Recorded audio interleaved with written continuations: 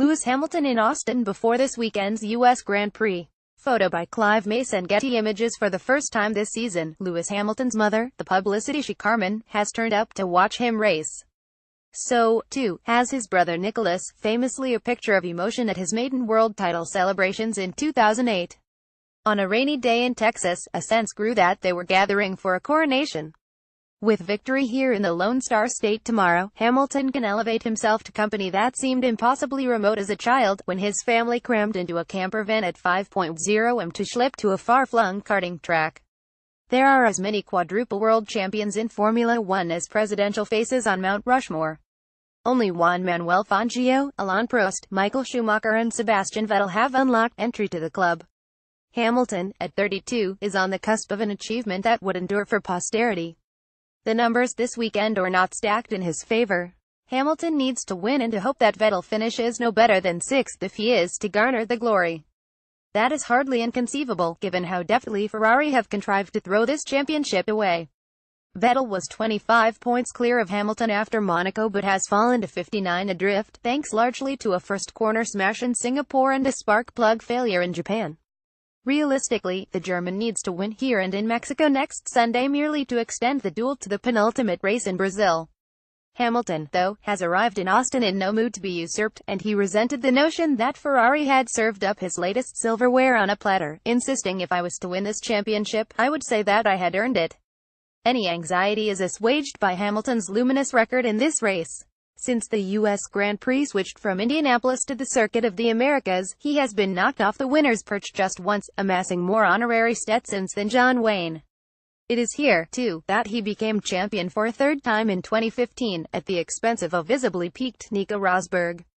Tomorrow, with Rosberg safely in retirement, there is at least no danger of a teammate throwing a cap at him in the podium green room. The US would be a fitting stage on which to complete another triumph, given the breakneck transatlantic lifestyle Hamilton leads. So far in 2017, Hamilton has interspersed 16 Grand Prix with visits to the Met Gala in Manhattan, his ranch in Colorado where he hopes one day to race his children, various night spots in Los Angeles, not to mention NASA headquarters in Houston. Such are the wonders of private aviation, as Hamilton girdles the globe on his private jet, in the company of pet bulldogs Roscoe and Coco. He is a man so instinctive that he recently diverted a plane, mid-flight, from New York to Brazil. He also remains a sometimes bewildering bundle of contradictions. Hamilton has grown increasingly political of late, expressing support for NFL players' take-a-knee protests against racial injustice, and yet he has never so much as voted in an election. Try telling that to his role model, Barack Obama. Never groped a woman, someone I can personally look up to, he once said of the man who became America's first black president 2 days after he became Formula One's first black world champion. At a stump speech for the would-be governor of Virginia this week, Obama declared of the disaffected young, "It's great that you all hashtag and meme, but I need you to vote." Hamilton is a classic millennial in this sense, hyperactive on social media but disinclined to make his voice heard when it matters most. The presence of his mother and his brother in Texas, though, is a reminder of how far he has traveled from a council house in Stevenage, opposite a now derelict women's hostel. Even since his first title 9 years ago, Hamilton has softened some of his rougher edges.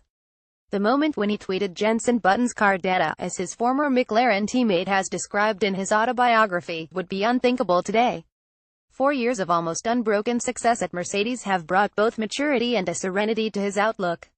Will he continue much beyond the end of contract in 2018? He is a soul so restless, his future is uncertain. Fans would be well advised to enjoy his feats while they last. Copyright Daily Telegraph, London Indo Sport.